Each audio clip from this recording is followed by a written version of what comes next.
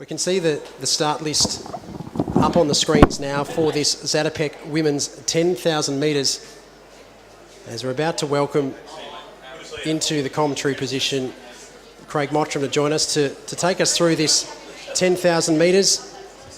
Melissa Duncan, Emily Brikacek, Jess Trengove, Sinead Diver, one to watch, of course, recorded the fastest Australian marathon on Australian soil just earlier this year. It's a star-studded lineup, really, and the one to watch on the international side of things, Hitomi Nia of Japan. Indeed, she is chasing that world qualifying standard of 31 minutes 50. And we heard earlier in the broadcast the task that's set in front of her. 7 of her compatriots set the time last weekend racing back home, and now she has the task of potentially running solo at the front of the field to really set the time, as I'm joined here by Craig Mottram. Craig, fantastic to have you. You've been out on the track competing these 10,000 metres. It's a little bit more of a comfortable seat tonight. Yes, good morning, or good afternoon, or good evening, Melbourne. It is much more of a comfortable seat, but I have many a time been out on the track, like the girls are now, getting ready to run 25 laps. But very, very happy to be up here in the commentary box with you, and certainly listening to the last hour or hour and a half of athletics has been fantastic, and no doubt the next 32, 33 minutes or thereabouts will be very exciting. They're lining up on the start line now. What's going through their head? They know they have 25 laps in front of them. Is it about clearing the mind, or is it about focusing on what their first move will be? Well, they've got 25 laps, so it'll be just trying to be nice and relaxed and not getting too caught up in the numbers as they take their feet to the start line now. We'll let them get underway, and as the gun goes, they settle in early. Obviously, you've got the split start there with the girls on the outside going all the way around to the 1,500 metre start before they break, and then making their way into lanes 1 and 2. With 24 and a half laps left to run, the girls on the inside will be just settling, and Melissa Duncan, the young lady out in front, looks like she's going to set the pace. I think there'll be a little bit of that happening in the women's 10K, and then again later on tonight in the men's 10K.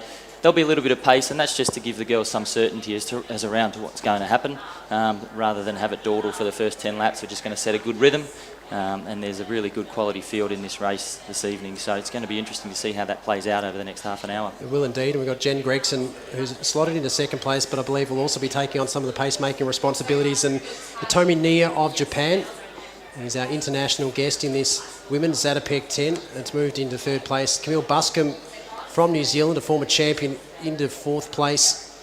And then moving forward, Sinead Diver, obviously off some red-hot marathon form.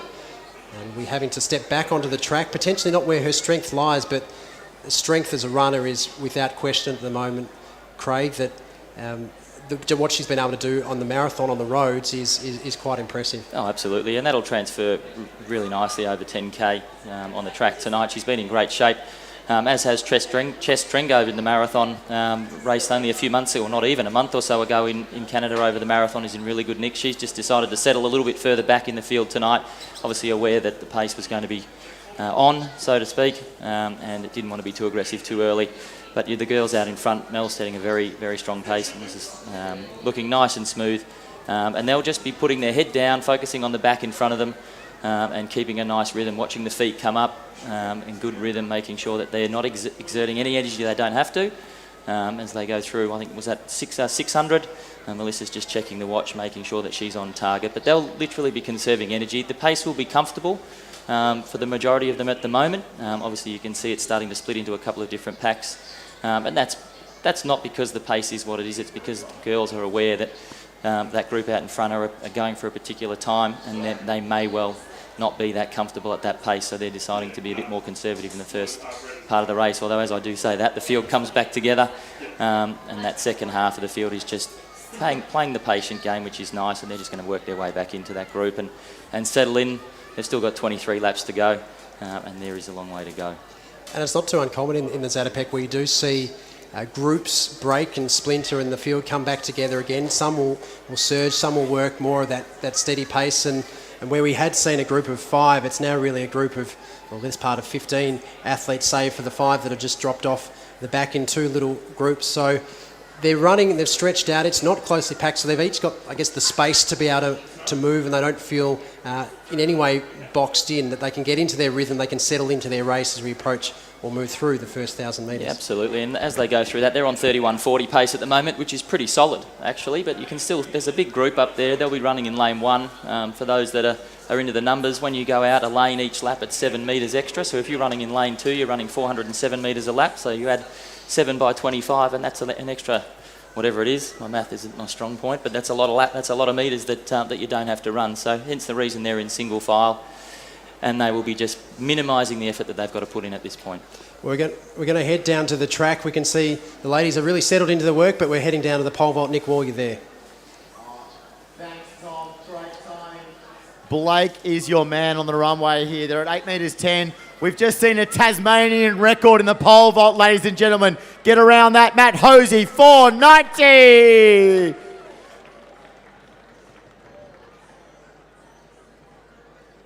Blake now over the same height, just a subtle miss. So it's 10 centimetres between our teams right now here in the Steve Hooker Challenge. Felicity and Blake lead at 8 metres 10. They're in second. Katie and Matt though at 8 metres 20 with a Tasmanian record of 4 metres 90. He just told me he's not a multi-event anymore. He's a pole vaulter. We cross back to the 25 laps action on the track. Thanks, Nick. The action is hot down in the field, and the track, well, it's just starting to warm up. It's heating up gradually, but that's what we like to do in a 10,000 metre. We don't want to go out too hard too early. And it's Melissa Duncan and Jen Gregson that sit at the front of the field, our pacemakers. And the athletes you'd expect to be around about the mark. They're our favourites. Nia of Japan, Diver, the Australian. Pashley is one to watch, wearing the Victorian uniform, and Camille Buscombe, a former winner. And we're starting to see again another group form. Another cluster of 4 behind this leading group of 10 or 12. But Craig, as you said earlier, it's about finding rhythms and just being able to stick to your own guns early in this race. Yeah, it's about settling in. It's a battle of attrition, and it will be tonight with Melissa and both Genevieve obviously looking to set a strong pace. Sinead's tucked in nicely, and they're currently on, well, they've slowed a little bit. They're on just over 32-minute 10k pace, so the pace is still pretty strong, but you'll see that second group led by Jess Trengove at the moment. She's going to try to work her way up nice and slowly.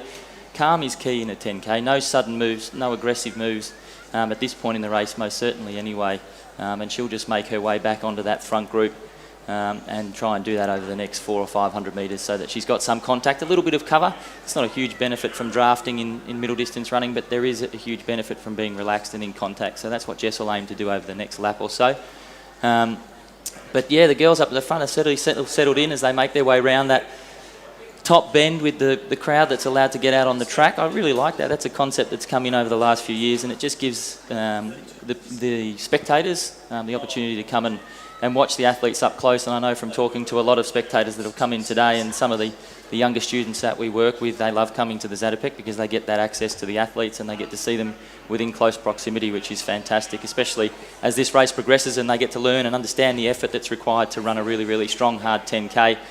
As it looks like we have a move up in front. We do. We have Hitomi Nia of Japan has decided the pace setting is maybe not to her liking, and it has moved forward and made a surge ahead of Duncan and Gregson. And we talk about world-class athletes. Well, Hitomi Nia is just that. She was a 5th place at the World Championships over 10,000 metres back in 2013. Took some time out of the sport and has now come back to it and looks to have not lost much in that time away. Looking very composed, looking very relaxed early on and working to her rhythm. And obviously, when you have a pacemaker that set things up for you but not quite working for you, you've got to go with what you want to do. You don't want to... You've got to play to your strengths, don't you? And I think, the last couple of weeks ago, she ran 15.24 for 5k, so she's in reasonable nick. And apparently, when she heard the pace for this evening, she thought that was quite entertaining. So she's obviously quite confident that she's going to run away with this one. And the interesting question here for Melissa is, does she maintain the pace she's been instructed to do, or does she try to keep her girls in the competition? And that'll be something that'll be going through her mind at the moment. She had a look on the back straight and then again at the watch, just checking the split. She's on target for the pace that they want to run, but what does she do here with the girls? Does she try to close that gap or let Nia head out and run her own race? I guess we'll find out very shortly, but at the moment it's Duncan and Gregson. Buscombe is third in that that second group, so fourth overall, but essentially second in the competition as we expect the two pacemakers to drop out. It's very confusing. Diver and Pashley are there as well, as we see Emily Brikacek, another to move forward. One we've seen on the podium at the Zatopek back in 2011, and that was a race to behold when we had the two Kenyans out here, Joyce Chepkarou and Emily Kibet. Of course, that was the year the race record was set in this women's 10,000 metres, 31:26:10. We'll keep that in the back of our memory. We're not too sure where we'll end up time-wise this evening, but Nia is moving very comfortably and doesn't seem to be too phased by being out alone and in front. No, she'll settle into that rhythm, and she's well experienced in this. She's got a strong background in the half marathon as well, so the distance isn't going to be an issue. She's obviously come a long way to race 10K tonight, so she wants to make it count. We've got a change in the lead in that second group with Genevieve Gregson taking that up, so Melissa and Genevieve are obviously doing their duties there and doing a good job. First K 3:11, second K 3:13. They're coming through 3K as they come around next time. Pretty even pace. So no question that the girls at the front of that second group are doing a great job. Again, it's just whether they decide to try to pick it up and catch Nia, our Japanese international athlete. Well, Nia looks quite comfortable at the front of the field, so it's timely as we head back down to the infield to Nick Wall of the pole vault. Oh, thanks, Tom. Good timing. We've got Max Marashenko here. He's going to do something pretty special. He's going to go about 5 metres. The bar's at 4.90 now, but those guys are in third place currently. But we have equal leaders in the Steve Hooker Challenge. We've got Felicity Juvelet and Blake Lucas there at 8.20, and they are equal right now with Katie Abfolter, the Victorian local, and Matt Hosey, the new Tasmanian record holder at 4.90. 8.20, equal leaders in the pole vault. As Marashenko, unfortunately, we lose him in the competition. 2 teams to go, Tom. 8.20 is the current leader, Steve Hooker Challenge. Thanks, Nick. Back to the track, and we're just starting to get these splits coming through, and we've seen Nia move through. She didn't like the pacemaking, and when we look at the split, Craig, of what she's just dropped in that third 1,000 metres, 3:05, the pace has really quickened for Nia at the front of the field and has set the task for the rest to respond to. It has, but that second group led by Genevieve at the moment is still sitting around that 3:10 to 3:12k pace, so they're doing a great job just maintaining a smooth rhythm. Obviously keeping in mind that it's that middle core group of athletes that are sitting behind those two are the ones that we're going to be watching in the latter part of these stages potentially. But Nia has injected quite a bit of pace, but that gap isn't really widening from where I'm sitting here at the moment, what I'm seeing on the screen.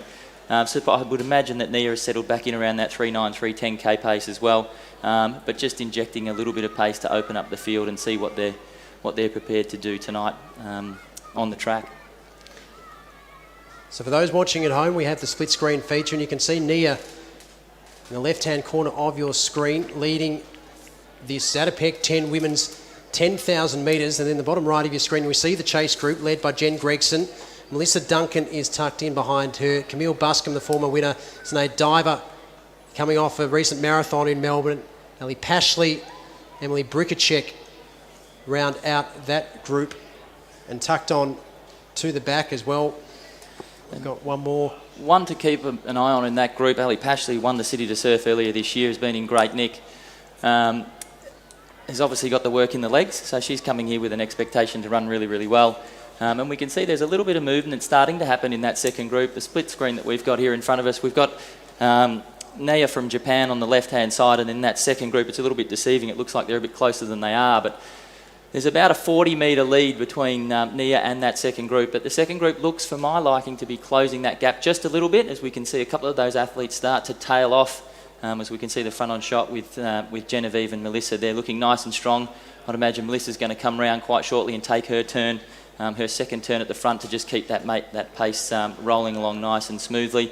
Still clicking off those 3:11, 3:12k pace, which is very, very solid running. And we look at that group that is together. They actually spend a lot of time training in and amongst that Melbourne Track Club group.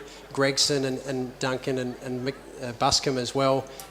Diver's spending some time with them too. So there's a group that I guess are used to running together, used to training together and being part of the same environment. Yeah, absolutely. Most of them will have come down from Falls Creek earlier in the week. They've spent 3 weeks up there training in the snow, believe it or not. It does snow up there in December. But I know Sinead in particular has been down here in Melbourne. I've seen her at Wattle Park quite frequently over the last month. Whether or not she went to falls, I don't know. But the majority of the group up there have been training well, from all reports. They do train together, and they're certainly looking to come down here and work well together and put a good performance on the board. And as we say that, we've just lost one of our pacemakers. I believe that's Melissa Duncan that's stepped aside. Her job is done for the evening, and it leaves Jen Gregson, the sole pacemaker that is leading and heading that second group, which in itself is starting to fracture slightly. Buscombe, Diver and Pashley are there with Gregson, and we've just lost Paige Campbell of New South Wales off the back, along with Emily Brickacek. Yeah, those four girls are looking really good. Jen's actually looking really good at the front doing her pacing duties, just dragging that group along. But Sinead's tucked in nice and easily there in third place in that group. Pashley looks good just sitting on the back, but that injection of pace, I think when Melissa dropped out, Jen took over the lead, just caused a little bit of a fracture in that group, but they'll come back together over the next 4 laps or so, over the next couple of laps or so. We've still got 14 laps of running to go. I remember when I was running 10K, you try not to look up until you get into single figures. It is certainly a long way as Nia makes her way through with 14 laps to go. And the K splits are very even, 75, the 400 lap split, 75, 75, 75 from Nia from Japan out in front. So she's keeping a nice smooth rhythm. And that gap, yeah, it's probably opening a little bit. It's maybe 50, 60 metres now. But Jen's doing a great job keeping that second group in contention should Nia start to come apart in the last couple of K, which does happen over 10 kilometres. Well, there's a long way to go, but operating like a metronome at the moment is Nia peeling off those consecutive 75-second laps.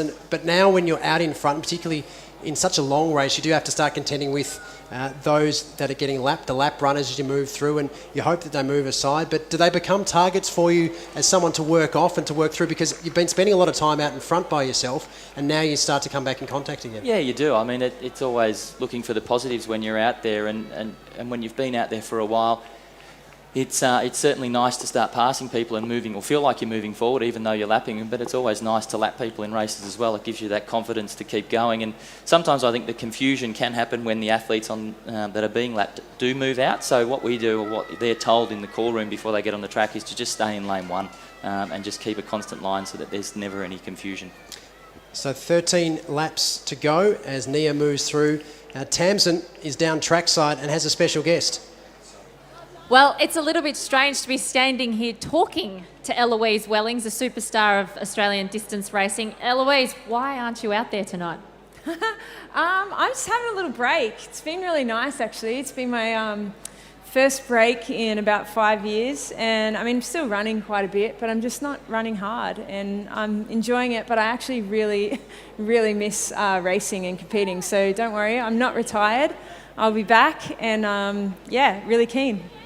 Well, that's refreshing to hear, because we don't want you to retire yet. There's an Olympics coming up. You're going to try for that third Olympics? Yeah, for sure. Tokyo is always a goal, and yeah, I mean, tonight obviously they're having a crack at the Olympic qualifying time, so it's exciting to watch the girls have a real crack, and yeah, to make a third Olympics would be amazing. And you're here for a special event tomorrow morning. Tell us about that. Yeah, tomorrow morning we're getting some of the younger distance running, I guess, endurance girls here at Albert Park, just to chat about things that we as female athletes struggle with, and we might come under pressures with, and the different culture, I guess, in athletics. And I guess I want to try and give back to some of those girls, and I guess share lessons that I've learned throughout my career. And I'm doing that with Jess Trengrove and Jess Rothwell and Lyndon Hall as well. They're going to be talking about the nutritional side of endurance running. Well, I'm sure there's a lot of young distance athletes, female athletes here that would love to get along to that tomorrow morning. So head along, because Eloise has got a wealth of knowledge to hand off to a lot of athletes. Now, Nick, tell us what you're up to out there on the infield. Well, you know what? Thanks, Tams. And we're talking about nutritional knowledge right down here. This is my favourite Instagram follower. It's Blake Lucas, the man who eats more hamburgers than anyone else I know. Blake, you've cleared 5 metres. You've got a 10 centimetre lead. Right now on the runway, it's Matt Hosey going for a new Tasmanian record at 5 metres. How exciting is this Steve Hooker Challenge competition? It's really good. It's really good. My partner Flick jumped a PB, 3:30. So hopefully I can hold up my end and maybe jump a little higher if Matt clears this. Can we break that Steve Hooker Challenge record tonight? That means you got to go at 5 metres 15, I believe, to break the record. Can we go that tonight? If the officials let us pick the next height, then yeah. And more importantly, where's your favourite burger in Melbourne? I don't eat burgers anymore. I'm now a vegetarian. I'm not. I'm joking. Probably Rude Boy Burgers in Brunswick. Thank you, Blake. Back to the 25 lap, 10,000 metres, 11 laps to go, Tom and Thank you, Nick. Tamsin. It's actually Craig up here, but while you guys have been talking about nutrition and hamburgers in Melbourne, the race has hotted up over 10K here at Lakeside Stadium.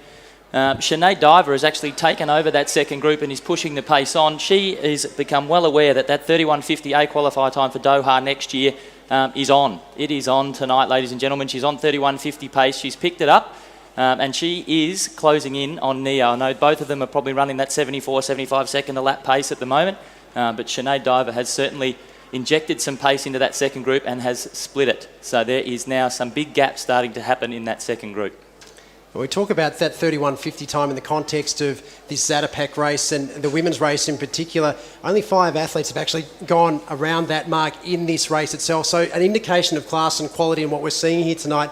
This field is pushing a pace that is right up there with some of the best 25-lap racing we've seen in this women's 10,000 metres. And at the front of the field, Nia, we talked about, and looking at the world listings at this stage, 7 of her compatriots we talked about earlier went under that time at the Yamaguchi 10-kilometre in last week over in Japan. So the standard has really been set by her compatriots. So she's not only racing for a time for herself, but she needs to make sure she's in the top 2 or 3 within her country to make sure she gets that World Championship berth. And Craig, there's not a lot of 10,000 metre track races these days, so you've got to make the opportunity to do a time when you get it. Yeah, absolutely, and we're very lucky to have this Zatopek meet here in Australia every year in December. It falls at an interesting time when a lot of athletes are maybe making their way back into their sort of prep phase. Obviously, Australian summer is the opposite to the European summer, so many of our athletes have been competing over the last 3 or 4 months in Europe, may have just had a break and they're re-entering back into their training, and then obviously heading up to Falls Creek or being at Falls Creek here in Australia over our summer. So sometimes it's hit, sometimes it's miss in this 10K, but for now it looks like Sinead Diver's having a great run. And she's making ground up on Nia from Japan. And it's that awkward distance at the moment for Sinead. Does she try to really push here and close that gap quickly as Nia goes through with 9 laps to go? They're into that single digits that I spoke about earlier. Or does she just keep settling into her rhythm at that 74, 75 second a lap pace and concentrate on that 31.50? My guess is she'll be just focusing on that 31.50 time, the 74 second a lap pace at the moment, and we'll see what happens over the next couple of laps.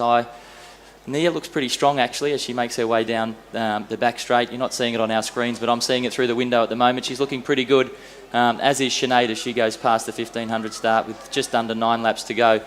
She'll be starting to think about trying to make up some ground on Nia. And if she can do that, then it's going to be a really interesting race over the last couple of K. Well, a couple of lap runners not taking your advice to step out into lane 1, making it a little bit harder for our international visitors to move through, but she's moving at quite the pace now that it didn't take her too long to go straight past, and Diver is moving quite swiftly as we see Nia move her way into the home straight.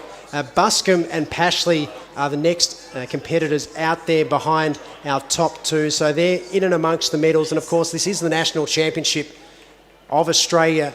This race does double. So while Nia is leading, we look to our 2nd to 4th athletes that are filling the medals positions in the Australian 10,000 metre championship. So it's 8 laps to go for Hitomi Nia of Japan. And looking very comfortable still, doesn't seem to be easing up, but Diver's really moving on with this and seems to have really taken to the task of trying to hold this standard.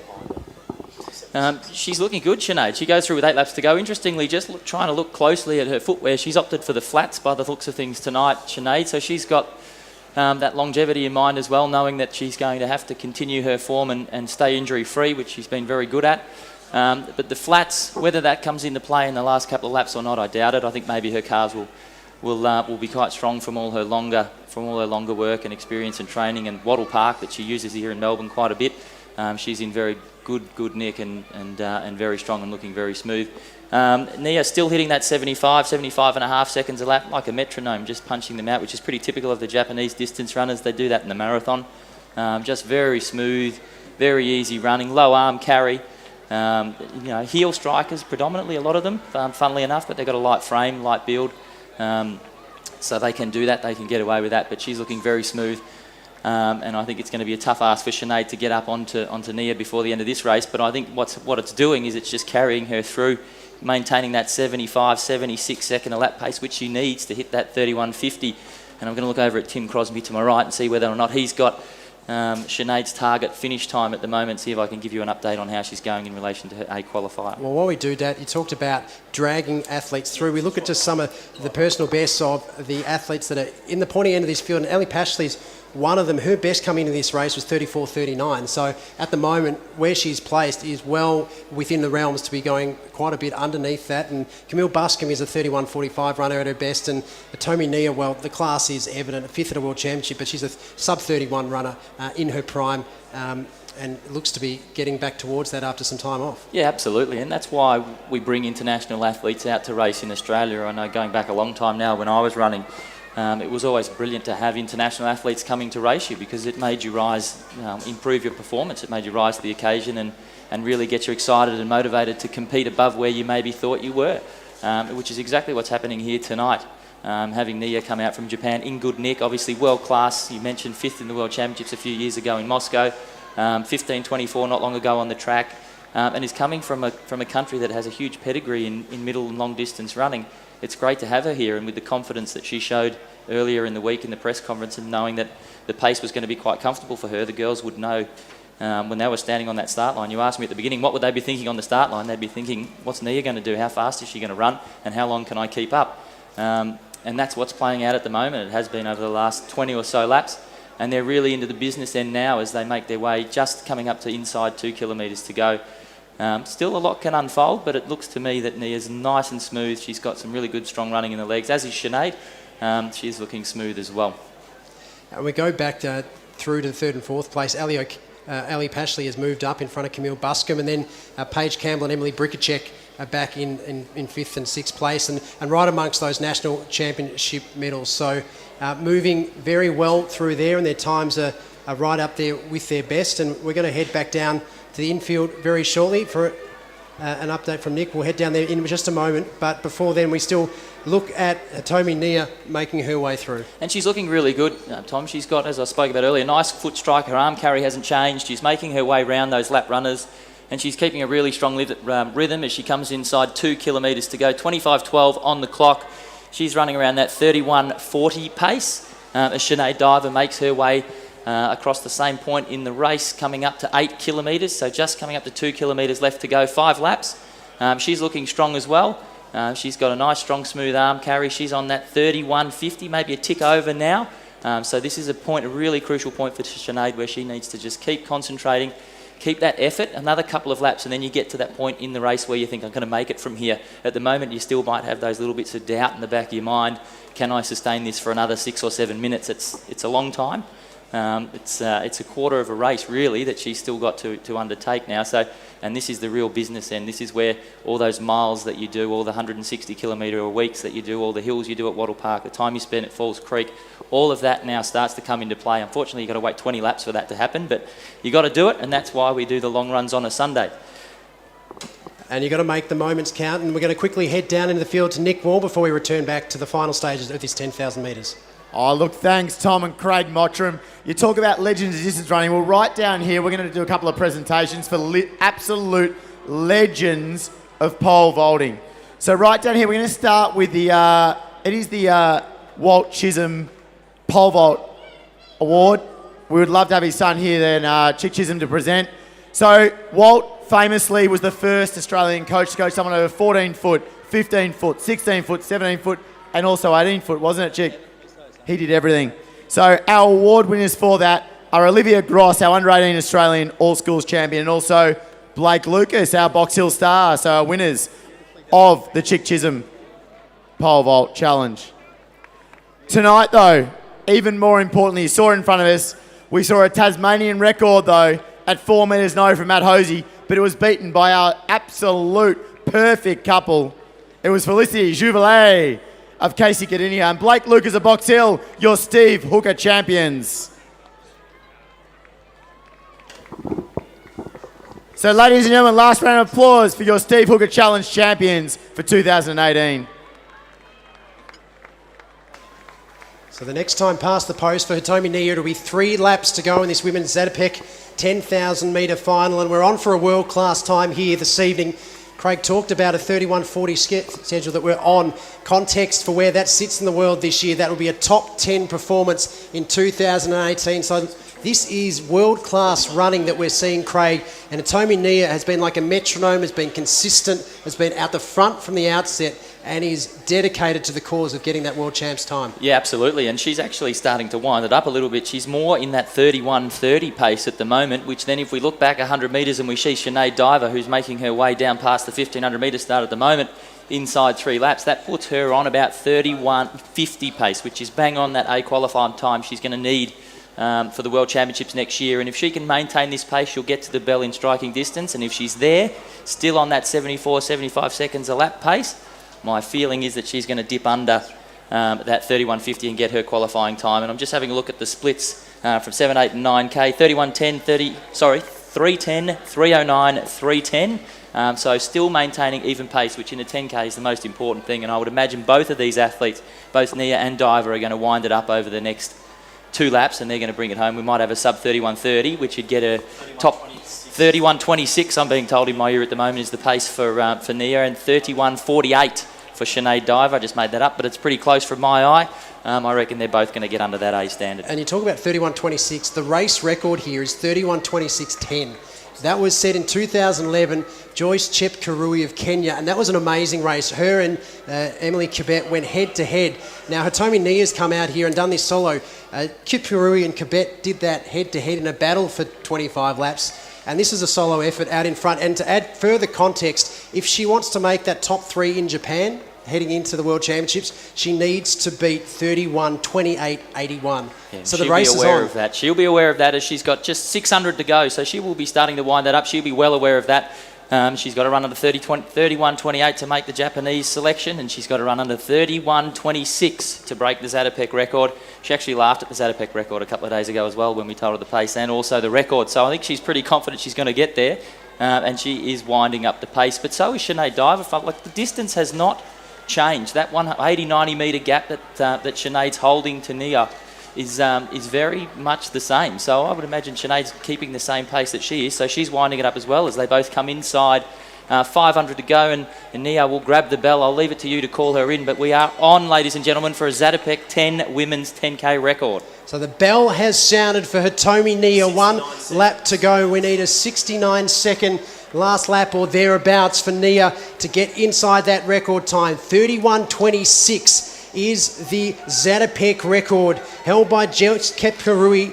2011, the time was set ahead of her compatriot in Emily Kibet, and it's Hitomi Nia that we track down the back straight. Diver is well clear in second place, but our eyes are on the Japanese athlete.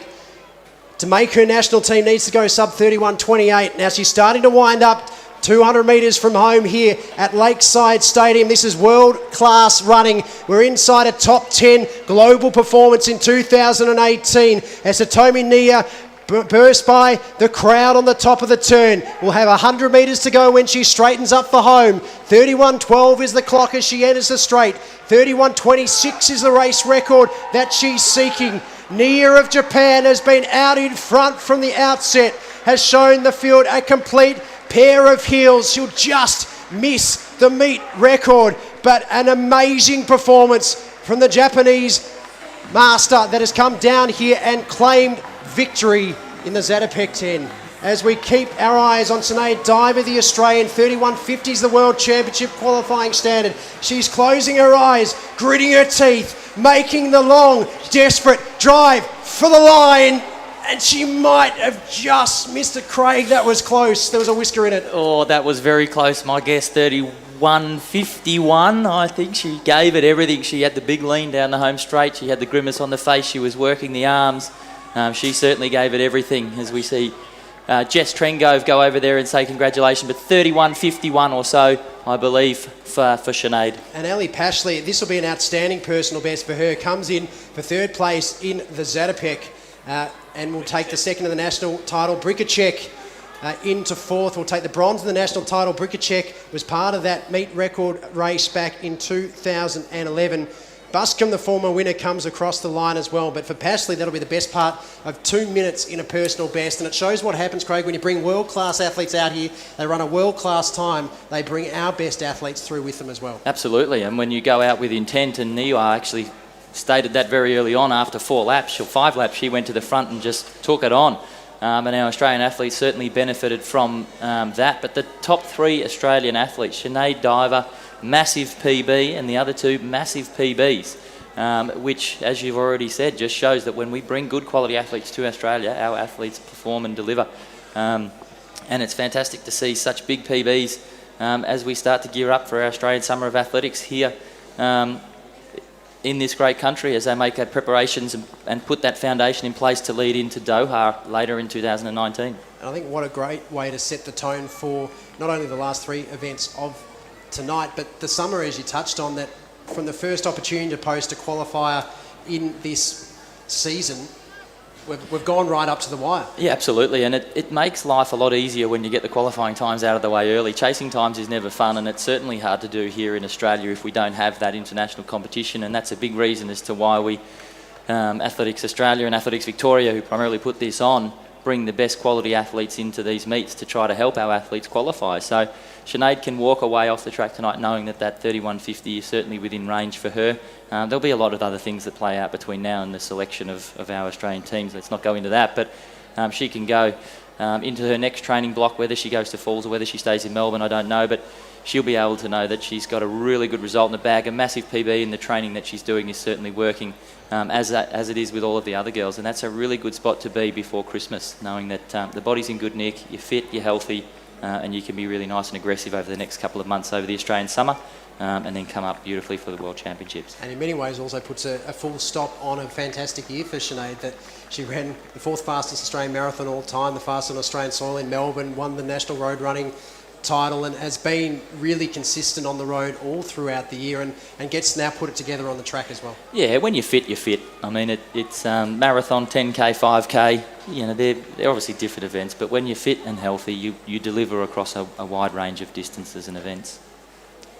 I think we're going to head down trackside very shortly to have a chat to our top 2 competitors in this women's Zatopek 10 as we see the remaining athletes make their way through. The clock is just ticking over 35 minutes now, but some outstanding performances as we head down to Tams Manu with our race winners. Well, this is going to be entertaining. First of all, we're speaking to ladies who've just finished a 10K, but we're going to use an interpreter for Hitomi, but we have to speak to you because that was an absolutely fantastic race. Talk us through the tactics of going out super fast. Sorry, one more, sorry.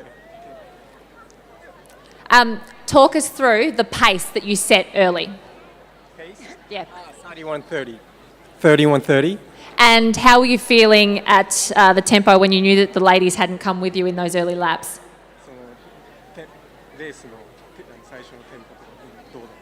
Bear with us, we'll get there, people.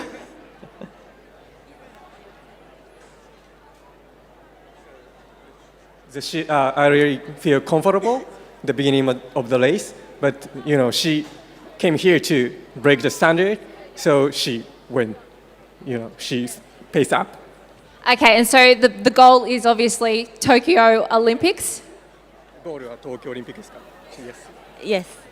Yep. It was an absolutely amazing run. Can you please pass on to Hitomi how impressive it was? And the crowd here absolutely loved watching you attack that race, and we can't wait to watch you run at a home Olympics. Now, Sinead, I have to talk to you. You're the winner of the Australian National Championships. We won't mention your age because I'm sure a lot of people have been mentioning it because you are a super mum and a super athlete, and you're giving heart to a lot of athletes who are heading to the twilight in their years. Talk through that race. Did it go to plan?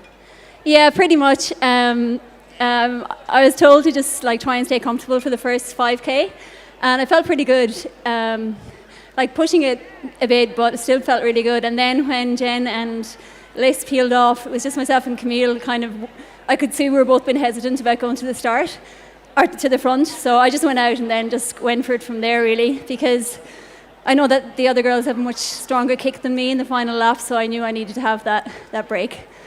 And when you talk about breaking the race down, when you go back tonight and you think about it, the time that you finished with, are you happy with that time? Are you going to look back and be wrapped with it because it is a personal best, or are you going to be questioning those times in the race where you probably could have gone a little bit earlier because you are in such great shape?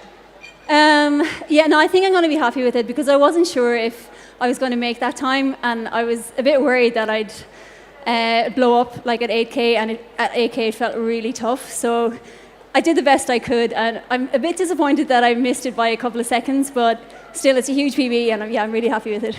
I don't think you can be disappointed with too much this year. You have run fantastic in the marathon at Melbourne. This was a great run here too, Sinead. Congratulations. Can I ask you what you'll be targeting towards the Olympics? Definitely the marathon. That's my best distance, I think. I just wanted to have a crack tonight at this because I wouldn't mind actually doing this at Doha. But definitely marathon for the Olympics. Yeah. Well, ladies and gentlemen, your 10,000 metre champion, Sinead Diver. Well done.